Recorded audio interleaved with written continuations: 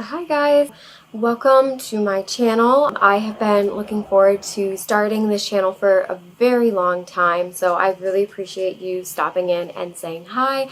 My name is Miranda. I've been blogging for about 5 years, and then I took about a 1.5 year break. Just had my first son. My first child is 1 month old now. I really want to focus on real life motherhood. The stuff that nobody really talks about. I love health. I love lifestyle. I'm really interested in fitness and holistic care. So those are mostly the videos that you can come to expect here. I am a cosmetologist. I have worked with makeup and skincare. So I do also really enjoy those topics. I'm really just more here for the community and to help and share and exchange ideas.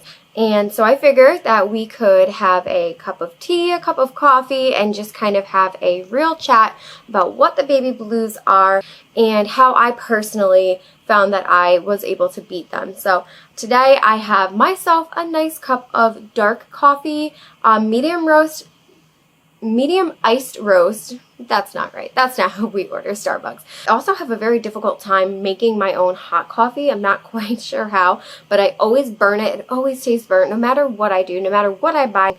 I just ruin it. So what to expect when you are experiencing the baby blues? You may find yourself to be very moody and have your moods change a 180 from happy to sad to crying.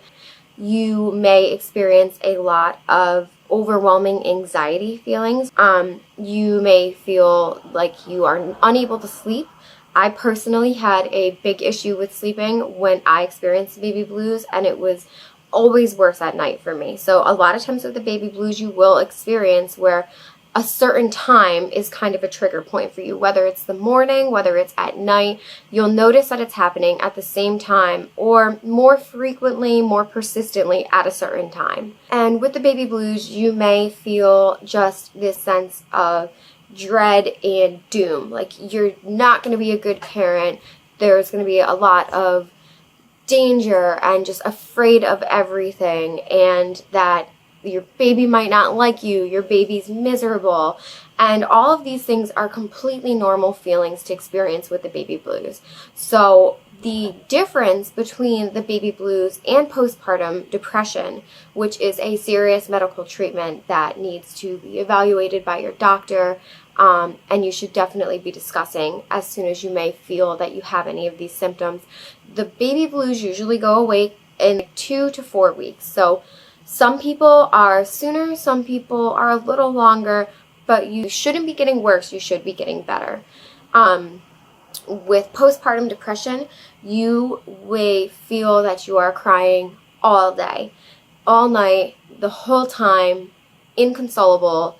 That is something that you may see as a sign that you should maybe reach out for help. Another symptom of postpartum depression that you would likely not experience or should not experience with the baby blues is feelings of you may harm yourself or your baby or somebody in your life. If you're ever having those thoughts, definitely seek the help of a medical professional. Reach out to friends or family. With the baby blues, you shouldn't be experiencing any thoughts of harm. I will say my experience with the baby blues came out of nowhere. I wasn't expecting to be affected, honestly. I had a pretty easygoing pregnancy. I had actually a decent delivery, even though it was through C-section, and I just was not expecting to really have any issues. I thought I was going to come home and everything was going to be great, and I immediately was hit by just this anxiety and overwhelming feeling of doom and dread. I am a first-time mom. I have no experience with children, so getting home with this child that was screaming all night, I genuinely thought, oh my God, this is terrible. What am I going to do? How am I going to do this? How am I going to take care of this baby? Everything was scary. I didn't want them to sleep on me. I didn't want them to be in a swing. I didn't want them to be in a bassinet. I didn't want them anywhere, and I was just so concerned of everything and everyone holding him and just absolutely everything. I just couldn't shake this sad feeling and this anxious feeling of just being afraid of everything and really coming to terms with the fact that my life is different now. I expected life to obviously be different with a child, But I think we all get in our head how different it's going to be, what it's going to look like. And we have this image of what we've seen on social media, what we've seen on TVs, what we've seen from the glimpses of stopping by a friend's house, and knowing that it's going to be difficult, but it might be seen through these rose-colored glasses. And then you get home and it's just not. I mean, it's perfect in its own way, but it is difficult and you feel different. And I wasn't expecting to feel different. I was expecting to feel like the same person with a baby. And I did not. I was anxious. I was sad. I was mourning over the loss of my old life and freedom and being able to just say, you know what? I want to go to the store and get something and just go for hours. Or me and my husband running errands together instead of one at a time. And all of these things that I was comparing to just yesterday before I had a baby and saying, oh my God, this feels so different. To me, it felt like a just completely different life that I was living, and that I was never going to feel the same. I was not the same person. I was never going to be the same person. I couldn't figure out what my life was going to be, what I wanted my life to be. I was going from working full-time to being a stay-at-home mom. I had a lot of changes going on.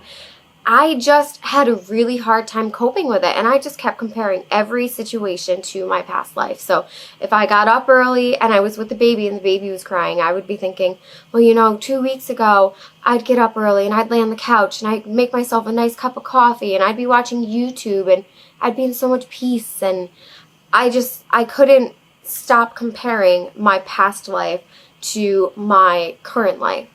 And feeling that it was never going to get better. It was always going to be like this. And each day that went by, I did start to feel better. But I definitely struggled at first with those feelings. It was very difficult for me.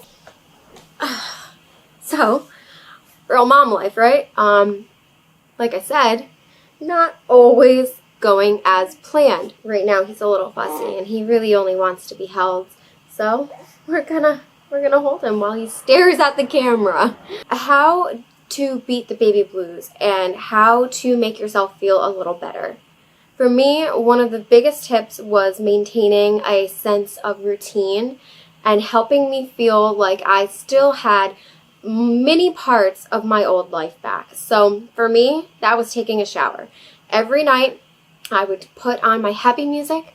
I might pour myself a glass of wine, and I would spray lemon incense or put fresh eucalyptus in my shower and just have my 30 minutes of peace and quiet and happiness. And I would listen to my music and I would just zen out. And it didn't make it perfect, but it made it better. Another thing that helps with the baby blues is being able to get out. And this was very, very difficult for us at first because it's winter. It's 20 degrees. It's dark at 4.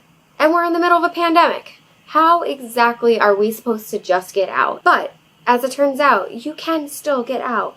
We would package him up and he's just sleeping now. See?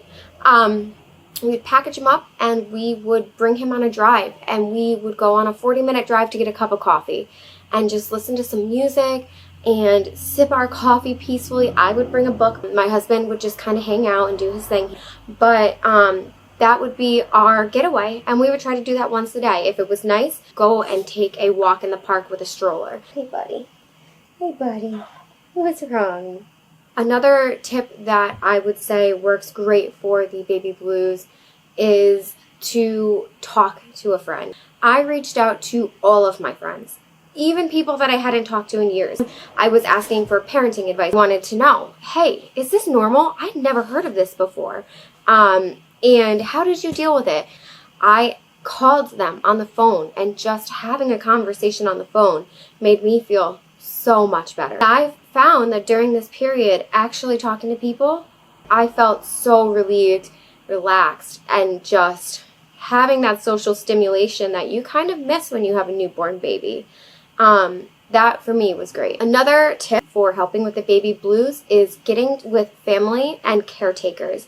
Even an hour away, if you're able to part with your new baby, is so helpful. And even just being in the same place with them but them holding them. Not having that pressure of having to take care of this whole life. You can still be there, supervise, and still feel that reduced weight of somebody else taking care for you. Another trick that I had was moving your body. I know with birth, and whether it's a C-section or a vaginal delivery, there's lots of restrictions on what you can and cannot do, so always check with your doctor. But for me, walking and moving around my house and just moving my body helped to release some of that pent-up energy. It helped me feel really good. And that for me was enough. What are you doing? Are you sleeping? Another tip I have when it comes to helping with the baby blues is to avoid comparison. So for me, like I said, I even had a hard time with comparing my old life to my new life. Those thoughts I had a hard time escaping from. And then when I did escape, I would go to social media with Instagram, and I know a lot of people use Facebook. I personally do not, but Instagram alone was enough for me to see all of these influencers that had babies right around the same time as me, who were posting just perfect. Everything was perfect. Their babies were perfect. They were sleeping. They were cozy. They were warm. Everything was, you know, soft, snuggly happiness. My baby is so happy. We just cuddle all day. And, you know, breastfeeding is perfect and so easy, which for me, it was not. For me, my baby was on the fussier side to begin with. So we cuddled, but it wasn't perfect. You know, he would fight, and there was a lot of times when we couldn't cuddle him, where we had to swaddle him because his arms and his moral reflexes just so strong. So there were times where it just felt very much like it was worsening my feelings of guilt and inadequacy because social media was seeming so perfect. And I know they tell you that nothing is perfect. They only post the good stuff. But seeing a constant stream of the good stuff really makes you feel alone in things that might not be so perfect. So if you are someone that is constantly comparing, I recommend doing a little social media detox for the time being and moving forward. And the last tip that I have is to stimulate your mind and maybe try a new hobby. Get a book or a magazine that you've wanted to read. Start a new hobby that you've been trying to start. I wanted to do YouTube for so long and just always put it off, and I was ready to start making videos. It helped me feel creative, helped stimulate my mind, and helped me feel a lot better. But I mean, start some new cooking or anything that really gets you excited and motivated and inspired is going to help you feel a little bit better. Enjoy the little things. Whether it's making yourself a small cup of tea or a really enjoyable meal that you love or a green smoothie, watching a movie, whatever your favorite activity is, find the time to indulge for even just 5 minutes. It will make you feel so much better. So maybe that means enlisting in the help of a partner and asking them to hold the baby while you paint your nails, or whatever makes you feel happy and whatever makes you feel you. Really pursue that, because if mom's not happy, baby's not happy, and it makes such a difference just being in a slightly better mood. So I really hope that you're able to use some of my tips. I hope that you enjoy this video. If you do, please subscribe. I really appreciate it. Also, if you could leave in the comments what worked for you, what didn't work for you, and any of your experiences, because I think it's really important to help each other and to be a community and to be able to maybe see tips that I had not even thought of that really worked for you that might work for someone else, because I think it's a really important topic to discuss. It's something that I personally had no idea about until I Googled it and until I experienced it. And I think there's a lot of new moms and a lot of, you know, moms in general that need help and need these resources to better themselves and to feel a little bit better. So thanks again for stopping in, and have a great day.